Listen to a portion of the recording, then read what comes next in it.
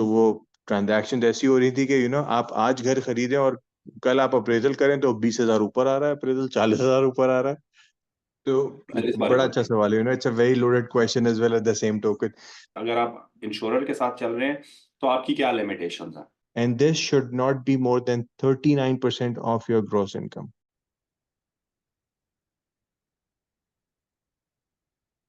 Hello viewers, Shakib Khan आज फिर गपशप विद शकीब खान के साथ ऑन ऐसे के लोकल मीडिया पे। और आज मेरे जो गेस्ट हैं वो हैं हमारे बहुत ही अजीज दोस्त जैन खान साहब।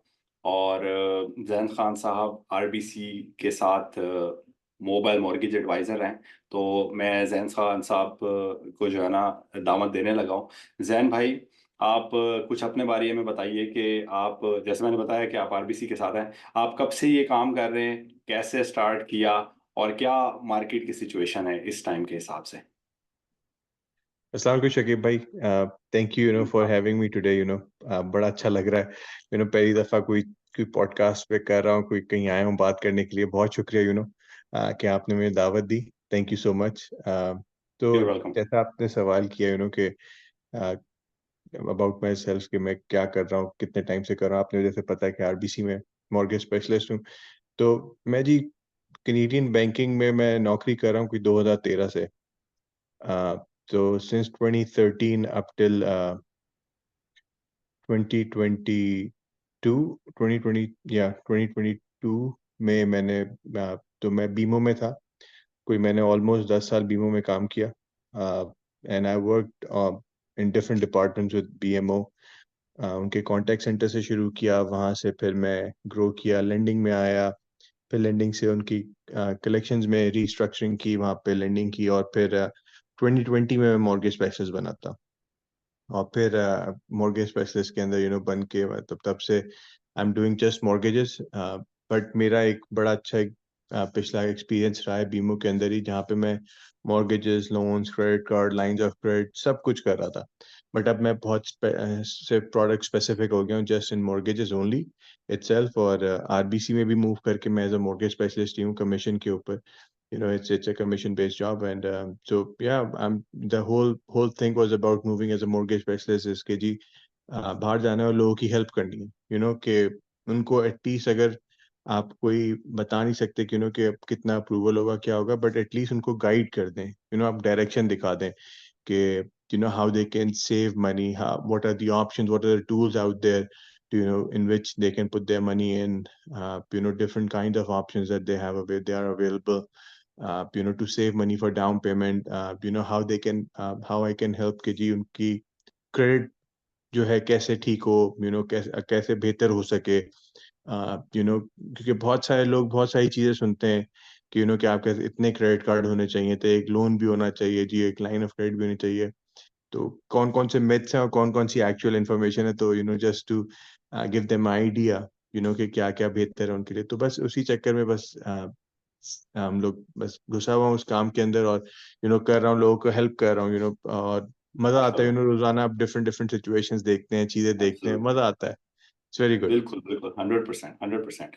तो अच्छा, मुझे ये बताइए कि जैसे कोई सबसे पहले बहुत शुक्रिया, आपने सारी डिटेल इंफॉर्मेशन दी और राइट टाइम पे आपने एंट्री की मार्केट के अंदर 2020, जब मार्केट प्रॉपरली जो है ना टेक ऑफ कर रही थी।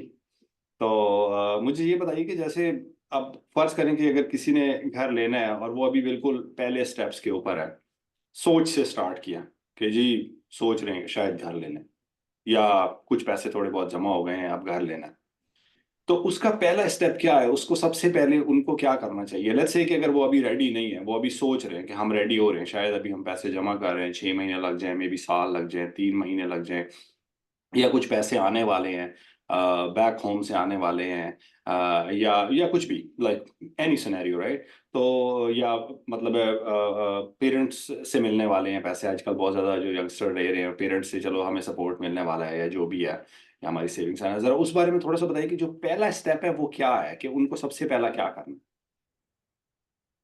जी देखिए, सबसे पहले तो यू नो मेन पहली चीज जो है, जब आप सोच भी रहे ना किसी चीज से करने के लिए, तो get in touch with an expert.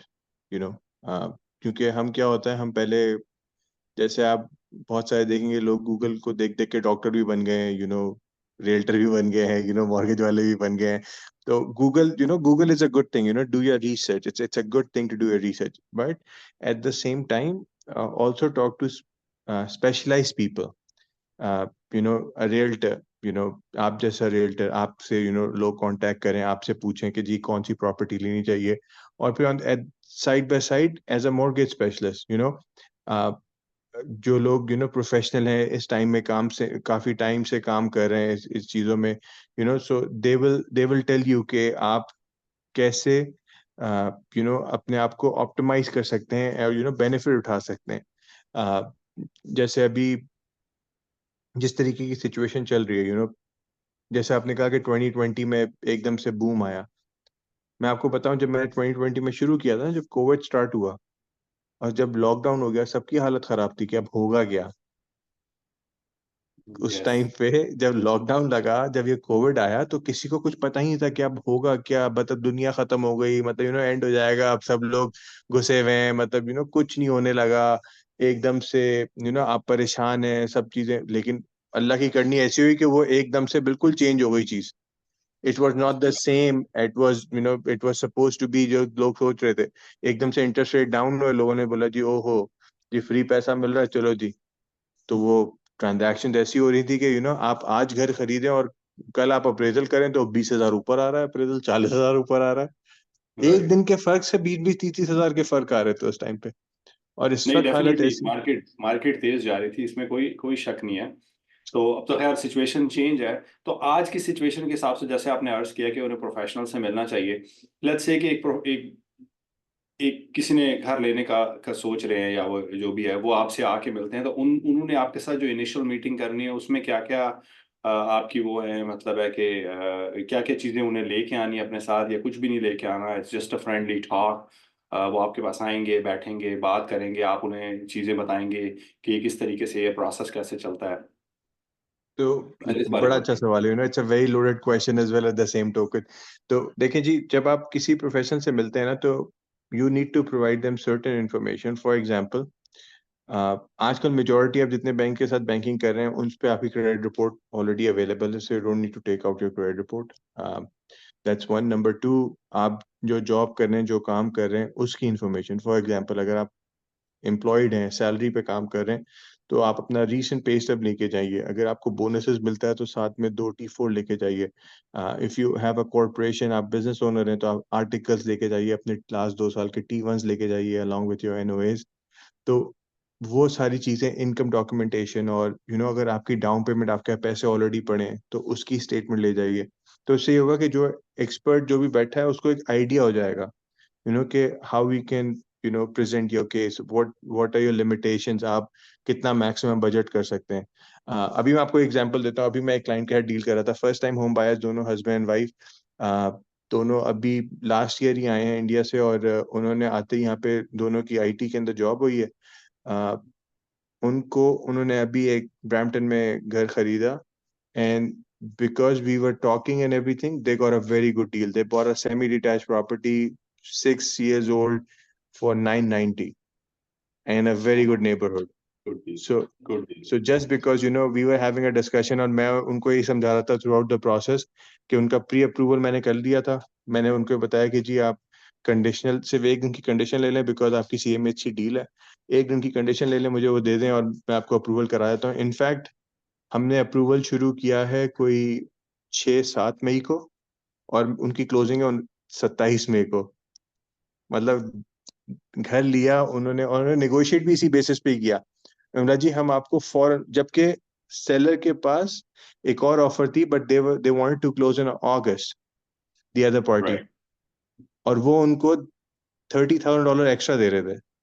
But इनकी ऑफर जल्दी एक्सेप्ट हो गई, because they are closing in within a month, not even month, a days, just because talking to, आप प्रोफेशनल के साथ जब बात कर रहे हैं, तो मैंने बोला जी ठीक है, अगर आप कर सकते, मतलब मुझे कोई मसला नहीं, मेरे पास सारा अप्रूवल है, I can get you approve, no issues, मेरे पास अप्रूवल था, सारी चीजें थी, they are very happy right now. सही है। अच्छा, अब फर्ज करें कि कोई बंदा है जिसने अभी, देर जस्ट थिंकिंग, राइट, और अब देखें, आपको काम करते हुए टाइम हो गया, हमें भी काम करते हुए टाइम हो गया। कभी कभी लोग प्रोफेशनल से मिलने से इसलिए घबराते हैं कि पता नहीं जाएंगे, अब वो पेपर वर्क मांगेगा, कोई कॉन्ट्रैक्ट साइन कराएगा, जैसे अगर रियल एस्टेट है या अलग से आपके सीन के अंदर कि अभी हम जा रहे हैं बैंकर से मिलने, उन्होंने फौरन फौरन सारे पेपर मांगने हैं राइट वे, हमारा क्रेडिट हिट कर देना है। अब यहाँ पर थोड़ा सा ये भी है ना कि मेरा क्रेडिट हिट हो जाएगा, मेरा स्कोर नीचे आ जाएगा, यूं। तो वो उस सूरत में मैं ये समझना चाह रहा हूँ कि अगर फर्ज करें कोई बंदा सिर्फ आपके साथ बात करने ही आ रहा है, जो अभी वहां उस स्टेज पे नहीं है, लेट्स से वो बंदा अभी पहली स्टेज के ऊपर है और आप जो बात करें मे बी वो तीसरी स्टेज चल रही है या दूसरी स्टेज चल रही है, राइट? तो अगर वो एक फैमिली आ रही है आपके पास या एक इंडिविजुअल आ रहा है घर लेने के बारे में सोचने के लिए, तो अब अगर वो ये सारी चीजें नहीं लेके आ रहा, सिर्फ एक डिस्कशन के लिए आ रहा है, तो आप कितने ओपन है उस चीज के लिए? और क्या आप उस चीज को इनकरेज करेंगे कि जी बिल्कुल आओ बैठो मेरे साथ डिस्कशन करो, कोई पेपर वर्क ना लाओ, मैं तुम्हें सारी चीजें गाइड कर दूंगा, उसके बाद तुम अपने नंबर्स जाके क्रंच कर लेना और उसके बाद जो भी होगा फिर हम उस हिसाब से प्रोसीड करेंगे। आ, देखिए शकीब भाई, जो प्रोफेशनल आदमी होता है ना वो हमेशा लोगों को एजुकेट करता है, राइट? करेक्ट। जितनी आपके पास नॉलेज है ना आप वो लोगों में शेयर करते हैं, और यही चीज हमें हमारा दीन भी सिखाता है, राइट? कि आपके पास कोई नॉलेज है, आप उसको आगे बढ़ाएं, और उससे आपकी चीजें कम नहीं होंगी, उससे आपकी चीजें बढ़ेंगी। राइट। तो मैं हमेशा यही कोशिश करता हूँ कि आप अगर आते हैं, of course it's always good to talk, right? आप ना लेके आए पेपर वर्क, फिर उससे क्या होता है, अगर आप पेपर वर्क नहीं लेके आते तो मैं बहुत लिमिटेड, या मेरे जैसा कोई प्रोफेशनल बहुत लिमिटेड हो जाता है to guide you, to tell you कि आपकी लिमिटेशंस क्या है। अच्छा, एक चीज दूसरा, मैंने आपसे एक चीज कही थी पिछले सवाल में कि we don't need your credit report. मैं आपका बगैर क्रेडिट रिपोर्ट जो आपकी ब्यूरो, मैंने आपको जैसे बताया कि बहुत सारे बैंक आप ऑफर करते हैं, आप क्रेडिट ब्यूरो वहीं से देख सकते हैं, राइट? क्या डेट्स हैं क्या नहीं है, और लोगों को पता ही होता है कि जी कार्ड लोन है या इधर क्रेडिट कार्ड या लाइन ऑफ क्रेडिट जो भी है, दे नो। तो आप वहीं पर ही अपनी बेसिक कैलकुलेशन करने में आप कर सकते हैं फौरन ही, अगर आपके नंबर सामने होंगे तो it's gonna make it much more easier. आप उनको डायरेक्ट नंबर बता सकते हैं कि जी आप इतने तक की प्रॉपर्टी देख लें, या फिर अगर आप प्रॉपर्टी देख रहे हैं तो कॉन्डो फी इतने से ऊपर ना जाए, तो उस चीज में और राइट। उसमें और उसमें चीजें यही होती हैं कि जब आप उनको गाइड कर रहे होते हैं तो जैसे आपने कहा कि कि लोग घबराते हैं, घबरा क्यों रहे हैं? कोई आप पेपर वर्क अगर आपने नहीं देना, आप ना दें, साथ लेके आ जाएं, राइट? लेकिन एटलीस्ट आके बैठे हो सही, बात तो करें। हम आपको फॉरेन क्रेडिट चेक नहीं करते, until unless I have a consent from you I cannot do a credit check on you, right? अगर मेरे पास आपकी इन्फॉर्मेशन नहीं है मैं कैसे चेक करूंगा? मैं कर ही नहीं सकता, कोई चीज पुल ही नहीं होगी, राइट। आंखों तो में कोई मेरी RFID अंडरस्टैंड थोड़ी लगा। जी, मेरी अंडरस्टैंडिंग इस पॉइंट के ऊपर ये है कि जो जो आपने बात की बड़ी अच्छी तरीके से एक्सप्लेन किया कि आपको जो लोग, अब फर्ज करें कि अगर कोई एक नॉर्मल आपने कहा कि अगर किसी की जॉब है, लेट्स से कि एक कपल बाय करना चाह रहा है, लेट्स हम लोगों ने एक सिनेरियो वो कर लेते हैं कि एक कपल बाय करना चाह रहा है, उनकी दोनों की जॉब है, तो वो अपने दो पे स्टब्स ले आए साथ, क्योंकि पे स्टब्स तो अवेलेबल ही हैं। ठीक है, और बिल्कुल जैसे आपने कहा कि आपको उनको देने की जरूरत नहीं है पे स्टब्स, वो पे बिल्कुल। स्टब्स ले आते हैं साथ, और अगर ओवर टाइम कर रहे हैं तो T4s ले आते हैं साथ, और वो ला के आपको दिखा देते हैं। तो मेरे ख्याल में उससे मेरी ये अंडरस्टैंडिंग है कि आपके पास एक सॉलिड नंबर है, उस सॉलिड नंबर पे आपने चलना है। क्रेडिट की बिल्कुल बात आपने इसलिए की कि क्रेडिट आपके प्रॉपर डेट्स बताता है कि इसके अंदर क्या डेट्स हैं, कौन कौन सी ऑब्लिगेशंस हैं आपके ऊपर, उसकी बेस के ऊपर आपने चलना है कि जी ये ऑब्लिगेशंस हैं मंथली आपके ऊपर, ये ओवरऑल आपका डेट है, इस डेट के हिसाब से जो है ना, इनकी बेस के ऊपर, इस इनकम की बेस के ऊपर हम चल रहे हैं, और इस बेस के ऊपर आप यहाँ तक क्वालिफाई होते हैं इस certain amount of down payment के साथ, वेदर मिनिमम डाउन पेमेंट है या आप जो है ना ओवर 20% जा रहे हैं, या जो भी डाउन पेमेंट है, राइट? तो करेक्ट मी बिल्कुल। इफ आई एम रॉन्ग, मेरी ये अंडरस्टैंडिंग है कि आप इसलिए चाह रहे हैं कि लोग अपनी ये चीजें साथ लेके। हाँ बिल्कुल जी, ताकि हमें पता हो कि हम लोग 20% डाउन कर रहे हैं, हम 10% डाउन कर रहे हैं, क्योंकि होता क्या है, या 5% डाउन कर रहे हैं, क्योंकि असल में होता क्या है कि जितना आप ज़्यादा डाउन करते हैं ना तो उतनी एक्सेप्शंस जो है ना वो मिलनी आसान हो जाती हैं। For example, when you are putting less than 20% down payment, हमें जिसे कहते हैं जंगल का कानून, हमें वो फॉलो करना पड़ता है। जैसे CMHC हो गया, CGI हो गया, सेगन हो गया, ये 3 कंपनीज हैं, तो वो बेसिकली उनके अपने रूल्स हैं। So you need to be within their guidelines. So जब आप लेस देन 20% डाउन करते हैं तो बेसिकली जितने भी सारे बैंक्स होते हैं ना वो एक सर्विस प्रोवाइडर होते हैं फिर आपके लिए, बिकॉज आपकी मॉर्गेज जो है वो गारंटी होती है बाय दीज कंपनीज, राइट। जब आप 20% डाउन करते हैं तो फिर उसमें बैंक की अपनी जो बैंक की पॉलिसीज हैं, बैंक की गाइडलाइंस हैं कि रेशियोज आपके, आप कितनी अफोर्डेबिलिटी आपकी जा सकते हैं, प्लस आपको एक और एक फायदा होता है 25 ईयर से 30 ईयर एमोटाइजेशन का। तो वो भी एक एक बहुत अच्छी चीज हो जाती है कि आपकी अफोर्डेबिलिटी और बढ़ जाती है। So there are so many option that you can get when you put down more money. Right. अच्छा, अब ये जो आपने कुछ जो टेक्निकल चीजें आपने की ना, तो चलें, एज एज अ रियल्टर या जिन लोगों ने पहले मॉर्गेजेस लिए होंगे शायद उनको ये सारी टेक्निकलिटी समझ आ गई हो। मैं अब आपसे वन बाय वन क्वेश्चन इस बारे में थोड़े से पूछता हूँ ताकि जो है ना थोड़ा सा और हम इसको खोल दें, और जिन ठीक लोगों है। को नहीं पता या उनके पास उतना उस हिसाब का नॉलेज नहीं है, उनको थोड़ी सी अवेयरनेस हो जाए। सबसे ठीक है। पहले तो मुझे आप ये बता दें, जो आपने कहा कि अंडर 20%, सो अंडर 20% हमें इंश्योरर के साथ लेके जानी होती है। ठीक है, उसमें आपने 3 इंश्योरर का जिक्र किया, आप उसके अंदर जरा थोड़ी सी लिमिटेशंस बताएं, फिर मैं आपको नेक्स्ट क्वेश्चन बताता हूँ कि अगर आप इंश्योरर के साथ चल रहे हैं तो आपकी क्या लिमिटेशंस हैं। तो उसमें जी सबसे पहली लिमिटेशन तो यही है जी कि एमोटाइजेशन, कि कितने साल की मॉर्गेज आपकी होगी ओवरऑल पीरियड, कि आप जी 25 साल से ऊपर नहीं जा सकते एमोटाइजेशन के अंदर। एक चीज वो हो ठीक गई। दूसरा, आपने एक चीज सुनी होगी, दो टर्म्स बहुत मॉर्गेजेस के अंदर होती हैं, एक होता है जी जीडीएस, एक होता है टीडीएस। बिल्कुल। जीडीएस होता है जी ग्रॉस डेट सर्विसिंग, जो आपके ग्रॉस डेट जो आपकी प्रॉपर्टी से रिलेटेड है, यानी कि आपकी मॉर्गेज की पेमेंट, आपके प्रॉपर्टी टैक्स, आपके हीट, आपकी कॉन्डो फी, ये चार या तीन चीजें मिलके जीडीएस बनता है। And this should not be more than 39% of your gross income. जो भी आपका मंथली जो अमाउंट है, that should not these be are more than. Expense, we're talking about the expense right now, हाँ right? जी बिल्कुल। Expense जो है, that's GDS, right? Is that what it is? जी जी, that is only related to a property. Like for example, आपकी To जो a mortgage property, okay. Payment होगी, आपके जो प्रॉपर्टी टैक्स होंगे, आपके जो घर का हीट का खर्चा होगा, और अगर कॉन्डो फी है या नहीं है, तो ये तीन या चार चीजें मिलके जीडीएस बनता है। टीडीएस जो होता है वो, एक तो ये तीन या चार चीजें जो भी हैं जो जीडीएस के अंदर इंक्लूडेड है वो, प्लस एडिशनली आपके क्रेडिट कार्ड्स, आपके लोन्स, आपके lines of credit, anything, any other debts that you have, उनकी जो मिनिमम पेमेंट्स होती हैं वो उसके अंदर ऐड होती हैं, तो वो टीडीएस होता है। So that TDS should not be more then 44% of your income. Right, okay. सो जब आप, अगेन जैसे आप जब इंश्योरर, तो ये इंश्योरर की गाइडलाइंस है कि जी इतने से ज्यादा नहीं होना चाहिए। प्लस जैसे मैंने आपको बताया कि कि उनका एक सर्टेन क्राइटेरिया होता है क्रेडिट स्कोर का, कि जी not less than 680 they are going to entertain you.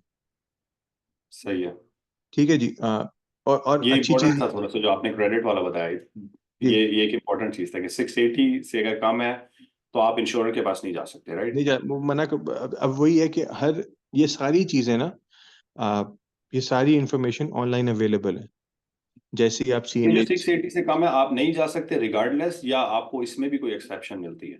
Again देखें, फिर वो केस टू केस बेसिस है। अब केस। चक्कर ये ओके, होता है, फेयर एनफ। अब ये चक्कर ये होता है इसके अंदर कि आप डायरेक्ट उनके पास जा नहीं सकते प्री अप्रूवल के टाइम पे। वो कहते हैं कि जी जब तक आपका प्रॉपर्टी ना हो। अब प्रॉपर्टी में ये होता है कि जी आपको एक्सटेंशन, आपको फिर वो चाहिए, कंडीशन चाहिए financing in your purchase sale agreement. अच्छा, अब इसको थोड़ा सा रिवर्स करते हैं, यहाँ से एक और क्वेश्चन। जो आपने बात की कि जब आपकी डील अंडर 20% है और इंश्योरर के पास जा रही है, उसके लिए आपको प्री अप्रूवल नहीं मिल सकता, ये ऐसा आप कह रहे हैं? और आपके पास मैं ये परचेज एंड कह रहा हूँ सेल। कि जब आप देखें, जब आप लेस देन 20% डाउन कर रहे हैं ना, जी जी। तो सारे बैंक्स, जितने भी बैंक्स हैं, वो एक टर्म एंड कंडीशन लगाते हैं उसके अंदर, प्री अप्रूवल के अंदर, कि final decision is going to be depending on the insurer. Okay. ठीक है। वो ओके, नाउ कहते इट हैं कि मेक्स। जी हम आपको अप्रूव कर रहे हैं, हमें ठीक है। कोई मसला नहीं, हमें हमें सही लग रहा है सब कुछ, लेकिन सही है। अगर इंश्योरर कोई मसला हुआ तो हो सकता है कोई मसला। क्योंकि जब आप लेस देन 20%, जैसे मैंने आपको कहा जंगल का कानून, राइट। जी। तो उनकी सेट गाइडलाइंस है कि जी आप इससे ज्यादा आप नहीं कर सकते, ये है, इसके अंदर रहना है, इतना क्रेडिट स्कोर होना चाहिए, ब्ला ब्ला ब्ला ब्ला। राइट। तो वो सारी चीजें होती हैं। तो फॉर दोज रीजंस, जब आप लेस देन 20% डाउन कर रहे होते हैं, तो इट्स ऑलवेज रिकमेंडेड कि जी आप यू नो एक आध दिन की कंडीशन ले लें, ताकि आपकी वो चीजें क्लियर हो जाएं। अब सही है। जैसे आपने कहा एक्सेप्शन की बात, राइट, एक्सेप्शंस बिल्कुल होती हैं चीज़ों पे, बिल्कुल मिलती हैं, लेकिन अगेन जब ये इंश्योर्ड मॉर्गेजेस होती हैं, उस पे बहुत रेयर होता है और वो केस टू केस बेस करता है। वो आपको वैसे भी जवाब नहीं देता अगर आप उनको कॉल करते हैं पूछने के लिए। और उनके साथ चक्कर ये है कि because they have lot of volume, so for those reasons they want कि आपकी प्रॉपर्टी हो आपके पास, सब्जेक्ट प्रॉपर्टी जिसपे वो काम कर रहे हो। ठीक है, ठीक है जी। अच्छा, अब हम जाते हैं दूसरी तरफ, एक्सेप्शन की तरफ के। अब अगर आपकी ओवर 20% की डील है, तो आप पे क्या एक डिफरेंट टाइप का वर्ल्ड ओपन हो रहा है जब आप ओवर 20% चल रहे हैं? क्या आपके पास ज्यादा वो है, क्या कहते हैं, एक्सेप्शन लेने का ज्यादा चांस है, या एक्सेप्शन मिलने का आपको ज्यादा चांस है जब आप ओवर 20% जा रहे हैं? और किस किस्म के ऑप्शंस आपके ऊपर खुल रही हैं अगर आप 20% या उससे अबव जा रहे हैं तो, अगर हम देखिए कंपेयर जो करते हैं अंडर 20% के साथ? हाँ जी, देखिए जब आप 20% या उससे ऊपर डाउन पेमेंट करते हैं तो सबसे पहली चीज़ तो ये आती है कि जी आप 30 ईयर की एमोटाइजेशन ले सकते हैं, कि जी आपने अपनी लाइफ जो है ना मॉर्गेज की वो 5 साल से और बढ़ा ली, 30 साल कर लिया आपने, एक चीज़। दूसरा, अ, जब आप 20% और मोर डाउन करते हैं तो you can have it as a rental property too, right. इस वक्त बहुत सारे मैं लोगों को देख रहा हूँ, वो ज़्यादातर वो क्या कर रहे हैं कि जी वो रेंटल प्रॉपर्टीज बाय कर रहे हैं, वो पहली प्रॉपर्टी खुद के लिए नहीं बाय कर रहे। वो कह रहे हैं कि जी इस वक्त मार्केट डाउन है, हम अभी जहाँ रह रहे हैं we are fine with it, हम फैमिली के यहाँ रह रहे हैं, we have the money, we want to invest somewhere, तो we are thinking to buy a property, चलो जी ये प्रॉपर्टी आई है, इसमें डाउन किया और उसको रेंट पे चढ़ा दिया, तो वो आप स्मार्ट 10% पे। डिसीजन। जी मैंने कहा कितना स्मार्ट डिसीजन। बिल्कुल, मतलब वो उनके लिए, because they are living with the family, they are saving already, right. Absolutely. तो यस। उन्होंने बोला जी ठीक है पैसा पड़ा हुआ है, चलो जी उसको उठा के हम डाल देते हैं एज अ रेंटल प्रॉपर्टी के अंदर। तो उससे क्या हो रहा है कि उन्होंने जो डाउन किया वो अब उनको एक रिटर्न में भी आ रहा है।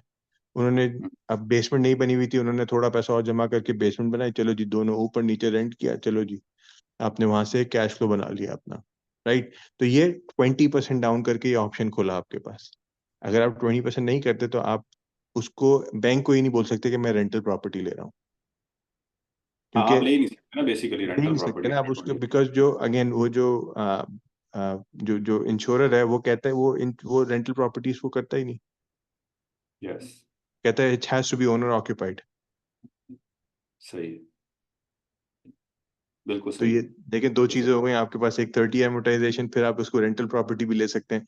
अब रेंटल प्रॉपर्टी लेने से आपको फायदा ये होगा कि एक रेंटल इनकम एडिशनल ऐड हो गई उसके अंदर, जो आपकी ऑलरेडी इनकम थी उसमें कोई राइट। एडिशनल रेंटल इनकम आ गई आपके पास। अब जब रेंटल इनकम आ गई तो इट मींस के may be you can borrow more money, again depends on situation to situation, they are या case to case. Case to case basis के ऊपर होता है। या राइट, राइट, राइट। नहीं, बिल्कुल सही है। बिल्कुल सही है। तो अब जिस तरह, अब फर्ज करें कि अगर आपके पास ऑलरेडी एक घर है और आप अब अगर दूसरा घर लेना चाह रहे हैं, 20% का पे ही लेना चाह रहे हैं आपका दूसरा घर, तो उसका क्या क्राइटेरिया है? वो किस किस हिसाब से चल रहा होता है उसका क्या? अब उसकी अगर हमने फर्ज करें कि हमारे पास कुछ पैसे हैं डाउन पेमेंट के, दूसरे पैसे हमने अब उस घर में से, जो पहले वाला घर है उसमें से इक्विटी निकालनी है और उसे इस तरफ यूज करना है एक नया घर लेने के लिए, उसका प्रोसेस थोड़ा सा समझाएंगे कि वो किस तरीके से चलता है? जी बिल्कुल। अच्छा, उसमें ये होता है कि अब जो आपके एग्जिस्टिंग घर है ना, अभी जैसे मेरे पास एक क्लाइंट है वो यही कर रहे हैं। अब उनका ये है कि उन्होंने 2021 में घर लिया था और उन्होंने उस वक्त फिक्स रेट ले लिया था, और उनका rate of interest it's really good, मेरे ख्याल से 1.8 या 1.9 के करीब उनका रेट है फिक्स। और वो मुझे यही कह रहे हैं कि यार मुझे इसको ब्रेक नहीं करना। मैंने कहा बिल्कुल ठीक है, ना करें, कोर्स। मैं भी नहीं चाहता आप ब्रेक करें इसको, यू नो नहीं, इट्स कोई इट्स अ भी नहीं वेरी गुड चाहता। Interest rate. And yes. उन्होंने अच्छी चीज़ ये की कि उन्होंने अपनी पेमेंट उस तक बढ़ा ली, तो उनके पास ना अच्छी खासी इक्विटी है उसके अंदर। तो मैंने उनको ये ऑप्शन दिया, जी देखें एक ऑप्शन ये है इसके अंदर एक्सेस करने का कि we can get a home equity line against that property to take out the equity. ठीक है जी, होम इक्विटी लाइन से फायदा ये होगा कि एक तो नंबर वन आपको अपनी मॉर्गेज नहीं ब्रेक करनी पड़ेगी, you can keep the way it is. Line of credit लेने से आपको फायदा ये होगा कि उसकी मिनिमम पेमेंट जो होती हैं होम इक्विटी लाइन की वो इंटरेस्ट ओनली होती हैं, तो आपके कैश फ्लो पे भी इतना वो नहीं आएगा, right. And at the time of renewal we can refinance put the money back into the mortgage, और खत्म कर सकते हैं उस लाइन को उस टाइम मर्ज पे। कर देंगे आप दोनों को दोबारा। बिल्कुल। But again, we need to do a full credit application and everything at that time as well to do that. But आप ये एक option है. We can. This is how we can access the money from there. और and use. फिर हम जो down payment है when we are using it against the purchase of another house, उसमें फायदा ये होगा कि आपको अपनी जेब से कम पैसे डालने पड़ेंगे versus you are taking out from your existing property. वो भी आप ही की सेविंग है. यस, ट्रू ट्रू, सही है। अब अगर फर्ज करें कि किसी की किसी और बैंक के साथ है, लेट्स से कि अगर मैं ले रहा हूँ और मेरी किसी और एक और एबीसी बैंक के साथ है, फर्स्ट मॉर्गेज जो है मेरी घर के ऊपर, और मेरा वही सिनेरियो सेम है कि मेरा लोअर इंटरेस्ट रेट है, मैं उसको नहीं ब्रेक करना चाहता, मैं आपके पास आ जाता हूँ कि जैन ये सिनेरियो है मेरे पास, इसकी मेरी एबीसी बैंक के साथ मॉर्गेज है इस टाइम पे, और मैंने इसमें से पैसे निकालने हैं, मैंने अपनी दूसरी मॉर्गेज करानी है, तो क्या उस सूरत के अंदर क्या आरबीसी देता है आपको home equity line of credit जब मेरी जो फर्स्ट मॉर्गेज है वो किसी और बैंक के साथ है? हाँ, तो देखिए जी, जब आपकी फर्स्ट मॉर्गेज उस बैंक के साथ ना हो ना, तो अगला बैंक ना थोड़ा सा हेजिटेंट होता है देने से. सेम बैंक के साथ अगर ना हो तो? सेम बैंक, सो प्रेफर यही किया जाता है कि जब आपकी ऑलरेडी मॉर्गेज एक बैंक के साथ है, आप उसी के पास जाके आप होम इक्विटी लाइन लें. You know, much easier and much better option, right, versus आप दूसरे बैंक के पास जाएं फिर आप होम इक्विटी लें और सारा कुछ करें. तो ज़्यादा बेहतर होता है जिस बैंक के साथ आपकी है आप उसी के पास जाएं, उसको बोलें जी मुझे होम इक्विटी लाइन चाहिए. अगेन, कुछ लोगों के दिमाग में ये भी एक कॉन्सेप्ट है कि जी हमारी तो इक्विटी बन गई तो हमें दे दो. फिर बैंक बताता है नहीं जी आपको पेपर भी दो, फिर हमें चीजें दिखाए हुए, राइट, इनकम रिक्वालिटी, दिखाएं, अपने सारी चीजें, क्रेडिट देखना है, सारी राइट। चीजें करेंगे तो हम आपको ग्रांट करेंगे पैसे. पर लोगों के दिमाग में ये भी कॉन्सेप्ट होता है कि नहीं जी हमारी तो इक्विटी बन गई, हमारा पैसा है. नहीं जी, हमारा मतलब वो पैसा तो है लेकिन वो सब हवा में. जब या तो आप बेच दो घर तो आपको इक्विटी मिल जाए, या फिर you can apply for home equity line. And yes, so आप अपने उस बैंक से अप्लाई करें home equity line and we can do a new purchase at RBC. That's not an issue. यही मेरा दूसरा सवाल था जो आपने आंसर कर दिया, सो दैट्स वेरी गुड। अच्छा, उसके अलावा अब जैसे अब आज की डेट के अंदर आप क्या, मतलब है कि आपको क्या लगता है कि आज का जो टाइम है बाय के लिए, आप मॉर्गेज पॉइंट ऑफ व्यू से क्या देखते हैं कि इवन के जो है ना इंटरेस्ट रेट बहुत हाई है, पेमेंट्स भी बहुत ज़्यादा हाई हैं, तो आपको क्या लगता है कि आज का टाइम बाय करने के लिए क्या बेहतर टाइम है आज से जब मार्केट तेज थी उस हिसाब से, और अगर है तो क्यों, ज़रा उसको थोड़ा सा बताइएगा। देखिए जी, मैं जितनी भी बातें कर रहा हूँ ना यहाँ पे, ये सारे मेरे अपने ओपिनियन है, मेरे अपने चीजें हैं, राइट. जी इट हैज बिल्कुल, nothing to do with the bank और एनीथिंग. ये ऑफ बैंक कोर्स नहीं कह सेम रहा. थिंग विद, ये मैं हम एज अ दोनों के अपने अपने इंडिविजुअल कह रहा ओपिनियन है, हूँ. किसी को अग्री करना है नहीं करना, हाँ जी, वो ये वो मैं एज अ इंडिविजुअल एक बात कर रहा हूँ. राइट, तो देखें, इस वक्त जो अगेन जितना मैंने देखा है चीजों को, अ, अभी property prices as compare to what it was, वो कम है. जैसे मैंने आपको बताया, क्लाइंट ने सेमी डिटैच घर लिया for 990. That yes, same semi detach was used to, मतलब एक टाइम पे वही घर 1.2 1.3 के बिके हैं वहां पे, बिल्कुल, राइट. पर उस वक्त क्या था, उस वक्त रेट ऑफ इंटरेस्ट कम था. अब अगर आप वही पैसे लगाएं उस प्रॉपर्टी पे उस टाइम पे उस रेट ऑफ इंटरेस्ट पे, और आज जो उन्होंने खरीदा, पेमेंट दोनों की आपको सेम नजर आएगी.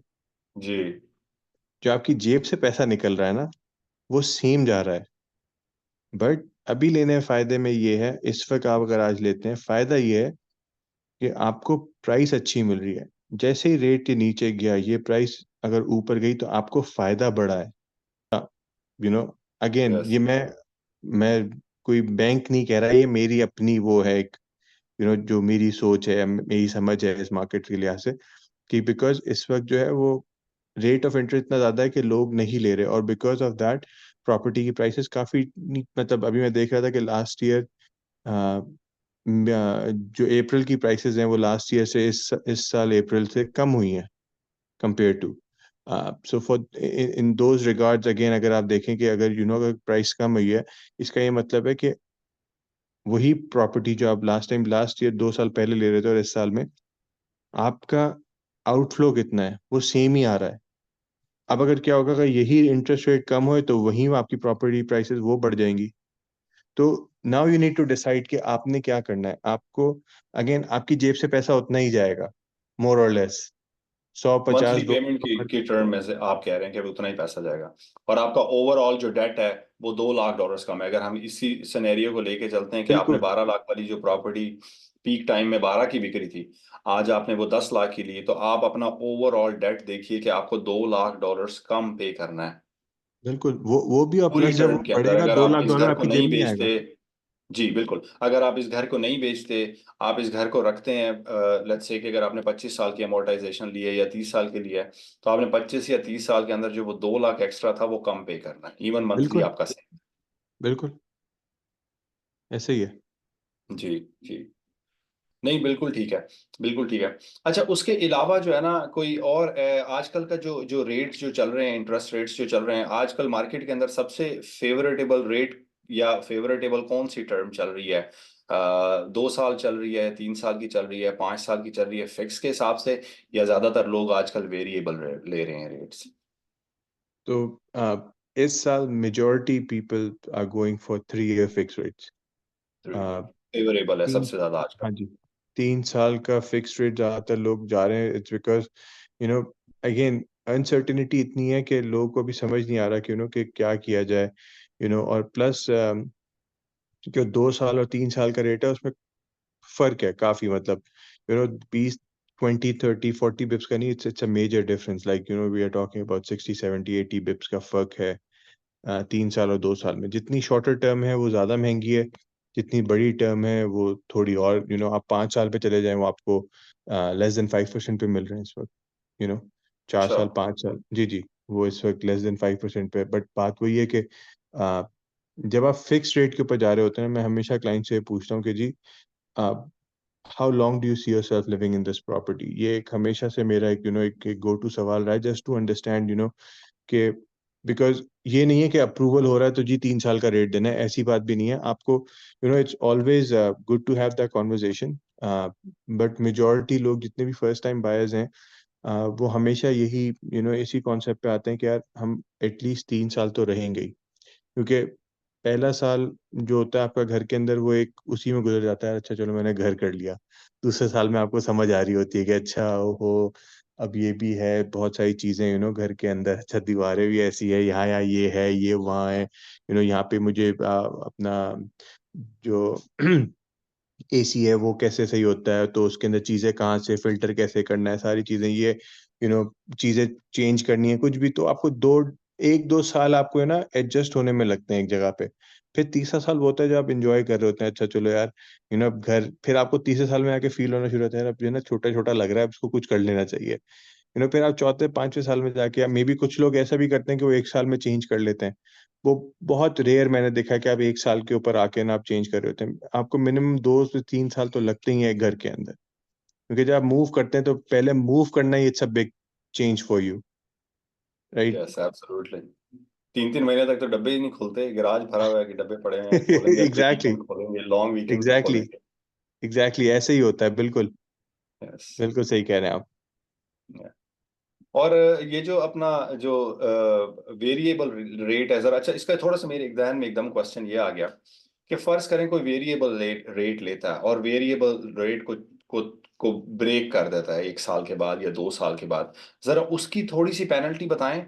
और जो फिक्स रेट होते हैं उनके, अगेन आपके पास शायद कैलकुलेशन हो या ना हो फिक्स रेट की पेनल्टी की, बट लेकिन जरा वेरिएबल की पेनल्टी बताएं और थोड़ा सा उसके भी कॉन्सिक्वेंसेज बताएं कि अगर कोई फिक्स रेट लेके 2 महीने 2 साल का या 3 साल का जल्दी तोड़ना चाहता है तो उसका क्या क्या कॉन्सिक्वेंसेज है? अच्छा देखिए जी, वेरिएबल रेट जो होता है ना अ, उसकी कैलकुलेशन बहुत इजी है, कोई जी। रॉकेट साइंस नहीं है, बड़ा आसान है। उसमें आपका जो मॉर्गेज बैलेंस है, जो आपका इंटरेस्ट है, आपने उससे मल्टीप्लाई किया, डिवाइड बाय 365 और 90 91 डेज से आपने उसको कैलकुलेशन की, 3 महीने का इंटरेस्ट आपने निकाला।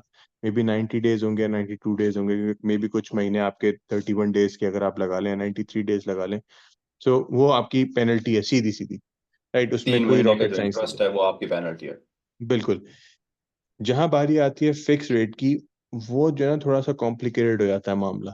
और वो मामला इतना कॉम्प्लिकेटेड हो जाता है कि उसका एक फॉर्मूला भी है, बट मेरा तो आज तक आंसर सही नहीं आया उस पर, राइट। या तो मेरी मैथ बहुत बुरी है। आ, तो वो बेसिकली सिस्टम जनरेटेड होता है, वो आप उसके अंदर, क्योंकि उसके अंदर चक्कर ये होता है कि बैंक उसमें बहुत सारी चीजें देख रहा होता है। फॉर एग्जाम्पल आपने 3 साल का या 5 साल का रेट लिया, अब आपने 1 साल के बाद तोड़ा, तो अब आपके लेट्स से अगर 3 साल की टर्म थी, आपके 2 साल के वो रह गई, मॉर्गेज रह गई, तो उसमें बैंक देखता है जी अच्छा हमारा पोस्टेड रेट कितना है, हमने कितना डिस्काउंट दिया था क्लाइंट को, क्या सिचुएशंस है क्या है, तो आप वो बहुत सारी चीजें देख के वो फिर वो डिपेंड कर रहा होता है उसके ऊपर, कि कितना टाइम रहता है। तो it's a very complex situation. इसके ऊपर मैं आपको एग्जांपल एक और दे सकता हूँ, कि एक क्लाइंट से बात हुई, उन्होंने रिन्यू की अपनी मॉर्गेज नवंबर में लास्ट ईयर, 5 साल का रेट ले लिया, कुछ नहीं सोचा ना ना बोला, बस ये बात करी उनसे कि जी किस में कम पेमेंट आएगी उन्होंने, और अगली कंपनी में भी जो एक बंदा था उसने बोला जी 5 साल का ले लें आपकी पेमेंट कम होगी, उन्होंने बोला जी दे दो। इस साल अप्रैल में उन्होंने घर बेच दिया अपना घर। 2.5 लाख की मॉर्गेज थी उनकी सर जी, $22,000 पेनल्टी देके गए हैं खुद, अब वो बता रहे थे मुझे। 2.5 लाख की मॉर्गेज पे $22,000 पेनल्टी दी है उन्होंने। इसीलिए ये बहुत इंपॉर्टेंट है कि आप जो है ना प्रोफेशनल के साथ बैठिए, जस्ट उससे अपना बिकॉज पूरा जस्ट बिकॉज सिनेरियो डिस्कस करिए जस्ट कि जी मेरा ये प्लान है, ऐसा ऐसा हो सकता है।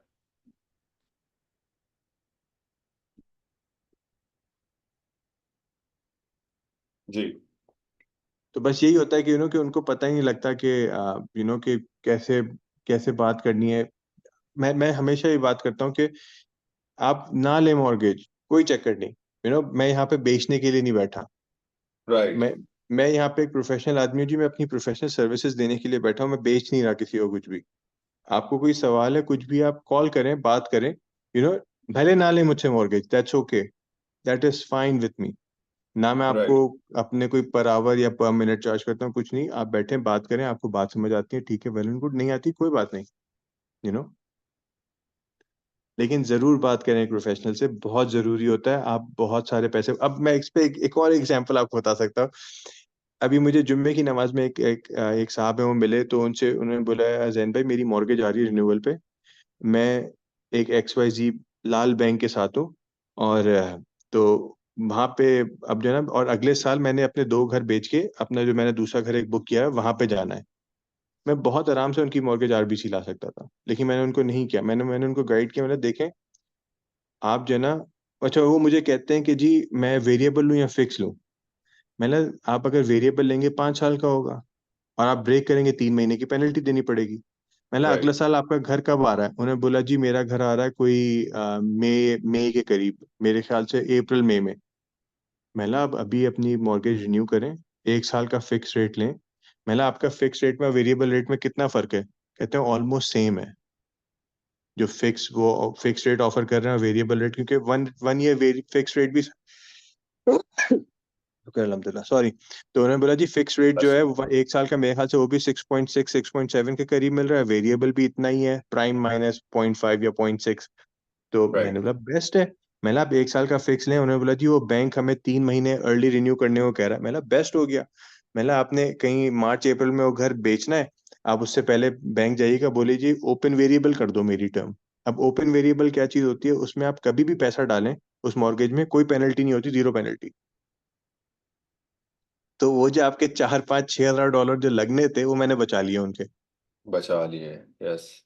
तो जस्ट ओपन बाय। वेरिएबल के अंदर इवन अगर आपने घर बेच के भी पैसे डाल दिए, क्योंकि पैसे तो वहीं से आ रहे हैं अगर आप बेच रहे हैं, तो आपको कोई पेनल्टी नहीं है उसके ऊपर।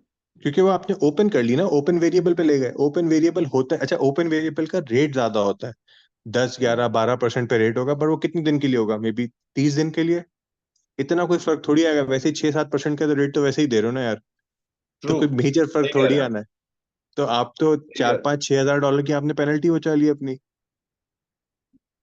राइट। तो अब आप देखें, अगर मैं वही बता रहा हूँ कि अगर आप किसी प्रोफेशनल से बात करते हैं तो आप पैसे बचा सकते हैं अपने। वरना वो जा रहे थे वेरिएबल पे, क्योंकि उन्होंने सुना हुआ यही था यार, वेरिएबल पे 3 महीने की पेनल्टी होती है, बस वो देंगे ठीक है। मतलब फिर वो भी क्यों देने किसी को, when you can save that Exactly, जब बच मनी। सकते हैं। जब बच सकते हैं तो मेरा काम है बचाना, आपको बताना कि आप कैसे बचा सकते हैं। प्लस बहुत सारे लोगों को ये नहीं पता होता कि आप फिक्स मॉर्गेजेस को पोर्ट कर सकते हैं। हाँ, इसके बारे में थोड़ा सा बताइएगा जैन भाई, ये जरा जो है ना इम्पोर्टेंट क्वेश्चन आया यहाँ पे। हाँ जी। अब वेरिएबल रेट को आप पोर्ट नहीं कर सकते। इफ यू अच्छा। हैव अ वेरिएबल मॉर्गेज जो आपको ब्रेक करनी है रिगार्डलेस, उसमें कोई ऑप्शन नहीं है। लेकिन आप फिक्स राइट। को आप पोर्ट कर सकते हैं। ठीक है, अब पोर्ट करने में क्या होता है कि अब जैसे आपकी मॉर्गेज है अभी 5 लाख की, आपने घर बेचा अपना 8 9 लाख का, अब आपके पास 3 लाख बच रहे हैं। अब आपने अगला घर लिया मिलियन का, ठीक है जी। अब मिलियन में आप 3 लाख डाउन कर रहे हैं, अब आपकी मॉर्गेज 5 से हो जाएगी 7। तो जो पांच हाँ। लाख का जो रेट है वो उतना ही उसी पे रहे। जो 2 लाख एक्स्ट्रा ले रहे हैं ना, वो इसके साथ ऐड हो जाएगा, अब ये दोनों ब्लेंड होंगे। एक रेट के ऊपर।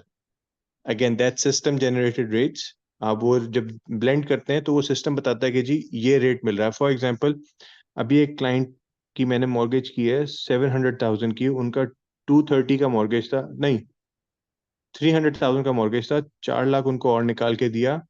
He was paying 2.56. Now he got the rate 4.37 for remaining 32 months. तो 4.37 का रेट उनको बहुत अच्छा मिला, बहुत और अच्छा $4 लाख भी एक्स्ट्रा आ गया उनके पास हाथ में। यस। बेस्ट हो गया उनका तो, वैजा वैजा वाह वाह हो गई उनकी तो डायरेक्ट। तो उन्होंने बेसिकली, जहां तक मेरी अंडरस्टैंडिंग आ रही है, उन्होंने आपका जो पुराना जो मॉर्गेज था उसका रेट लेके और जो नई जो आपकी अमाउंट आप ले रहे हैं उनको लेके आपस में ब्लेंड करके, इंस्टेड ऑफ के नया जो है ना 6 पॉइंट सम लाइक 880 बिल्कुल या 90 जो भी है, उसके बजाय उन्होंने उसको और ये जो आपके 2% 2 पॉइंट जो चेंज था उसको मिला के उन्होंने एक बीच का जो है ना सिस्टम जनरेटेड नंबर निकाला और वो आपको दे दिया। और वो सिर्फ आपको रिमेनिंग टर्म का दे रहे हैं, राइट? रिमेनिंग 32 मंथ्स रिमेनिंग थे, उसके ऊपर मिला है। उसके ऊपर दे रहे हैं। फर्ज करें अगर किसी ने 3 साल का लिया हुआ है और अगर 1 साल रह गया है, तो उन्होंने उसको सिर्फ रिमेनिंग 1 साल के लिए एक देना है, साल उन्होंने के लिए। उसको दोबारा बिल्कुल टर्म को वो नहीं करना। बिल्कुल, ठीक है। तो ब्रेक नहीं किया ना उन्होंने टर्म, एक तो ब्रेक नहीं किया, पेनल्टी नहीं पड़ी उस पे, नंबर वन, सेविंग राइट आपको हो गई। Number two, right rates already high पे हैं। 3 साल का राइट रेट इस वक्त समवेयर अराउंड 5 से 5.5% के करीब रेट चल रहा है मार्केट में इस वक्त, राइट? तो राइट डिपेंडिंग ऑन कौन सी मॉर्गेज है क्या है, तो तो वो भी रेट नहीं मिला आपको, आपको बिल्कुल ही अच्छा रेट मिल गया 32 महीने के लिए। 36 राइट 3 साल में 36 महीने होते हैं, 32 महीने के आपको बेस्ट रेट मिल गया। क्लाइंट ने बोला दैट्स बेहतरीन, राइट। साइन करो जी फौरन। और जो टर्म्स एंड कंडीशंस हैं वो सारी उसी मॉर्गेज वाली अप्लाई होंगी जो सेम, आपकी फिक्स की मॉर्गेज की है। अगर आप उसे भी बिल्कुल तोड़ने जाते हैं तो पेनल्टीज है जो भी है वो सब कुछ सेम ही रहेगा उस हिसाब से। बिल्कुल बेसिकली आपको उन्होंने रेट चेंज किया, बाकी सारी terms and condition remains the same, right? बिल्कुल जी जी, जो भी आप, जैसे आप 10% अपनी प्री पेमेंट कर सकते हैं, आप अपनी मॉर्गेज की पेमेंट्स डबल अप कर सकते हैं, वो सारी चीजें, फीचर्स वैसे ही रहेंगे। सही है। अच्छा, मुझे एक और चीज मेरे जहन में आई कि जैसे अब हम लोग बहुत ज्यादा, अब आपके साथ भी काम करते हैं और जो बाकी एमएमएस से भी मुलाकात होती रहती है, तो जब किसी ने मॉर्गेज लेना होता है लोग ज्यादातर बैंक में जाते हैं और जाके लेट्स से कि सबसे पहले मैं आपको एक स्टेप बताता हूँ कि मैंने मॉर्गेज लेने के बारे में सोचा। मैं नॉर्मली जो है ना एबीसी बैंक के साथ काम करता हूँ। मैं एबीसी बैंक में वॉक इन किया किसी और वजह से और उनके साथ वो काम भी किया। फिर मैंने उससे पूछा कि जी मैंने मॉर्गेज लेने के बारे में सोच रहा हूँ, घर लेने के बारे में सोच रहा हूँ। ऐसी हल्की सी कॉन्वर्सेशन हुई, उन्होंने मेरी अपॉइंटमेंट बुक कर दी उसी ब्रांच के अंदर किसी पर्सनल बैंकर के साथ, या आई डोंट नो, कुछ कुछ बैंक्स एफएसएम्स कहते हैं या पर्सनल बैंकर्स कहते हैं, डिफरेंट डिफरेंट उन्होंने अपने एक दूसरे को जो है ना डेजिग्नेशन दिए हुए हैं अपने बैंक के हिसाब से। तो मेरे लिए वो उसके साथ बैठना ज्यादा बेटर है या मैं एक जो है ना मोबाइल मॉर्गेज वाले के साथ बैठूं, क्योंकि वो मोबाइल मॉर्गेज भी तो सेम ही बैंक का पार्ट है। मैं आप मुझे जरा ये सिर्फ डिफरेंस बताइएगा कि जो मोबाइल मॉर्गेज वाला है उसके साथ बैठना मेरे लिए ज्यादा बेनिफिशियल रहेगा या मैं उस बैंक के किसी भी पर्सनल बैंकर से या एफएसएम के साथ बैठूंगा तो उसकी ज्यादा बेटर अंडरस्टैंडिंग होगी। बहुत अच्छा सवाल किया आपने। देखिए हम सभी प्रोफेशनल हैं, जो भी बैंक में काम कर रहे हैं, बैंक के बाहर भी जो लोग काम कर रहे हैं, जितने भी प्रोफेशनल लोग हैं, सबकी अपनी अपनी एक्सपर्टीज होती है। बट बैंक्स जो हैं यहाँ पे, उन्होंने एक स्पेसिफिक, एक पूरा एक डिवीजन कर दिया मॉर्गेज स्पेशलिस्ट का, क्योंकि उनको पता है कि ये प्रोडक्ट जो है वो ऐसी प्रोडक्ट है, ये एक ऐसी वो है कि जी आपको इसमें एक्सपर्ट लोग चाहिए।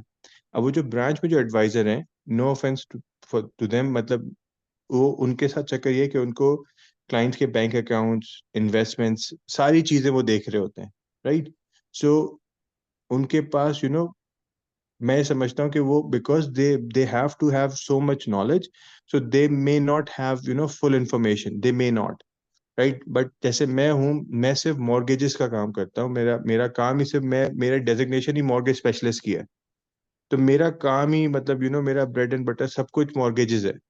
तो मुझे सारी, जैसे मैंने अभी आपको चीज बताई कि कि आपने 1 साल की टर्म ली वर्सेस वेरिएबल, आपके पैसे बच गए, राइट? तो ये सारी चीजें एजुकेट करना, मे बी एडवाइजर आपको वैसे एजुकेट ना कर पाए जैसे मोबाइल मॉर्गेज वाला आपको कर दे, मेरी भी राइट? यही अंडरस्टैंडिंग थी कि आप अगर मोबाइल मॉर्गेज वाले से मिलते हैं तो आप मेरे ख्याल में ज्यादा बेटर सजेशन वो आपको दे सकते हैं, या बेटर ज्यादा बेटर आप उससे वो ले सकते हैं, इंफॉर्मेशन ले सकते हैं, क्योंकि उनका रोज का वही काम है। वही वो रोटी वाली बात हम लोग उस दिन कर रहे थे कि एक बंदा रोज रोटियां लगा रहा है तंदूर पे उसको पता है कि मैंने कितना कितना बड़ा आटा का पेड़ा बनाना है, किस तरीके से बनाना है। एक बंदा है वो भी शायद कुछ ना कुछ कर करा के रोटी तो लगा ही लेगा, बिल्कुल लेकिन जो बंदा रोज रोटी लगा रहा है, आई थिंक मैं प्रिफर करूंगा उससे रोटी लेना, क्योंकि बिल्कुल। उसको आइडिया है कि मैं किस किस्म आइडिया की है। रोटी बना रहा हूँ। जी।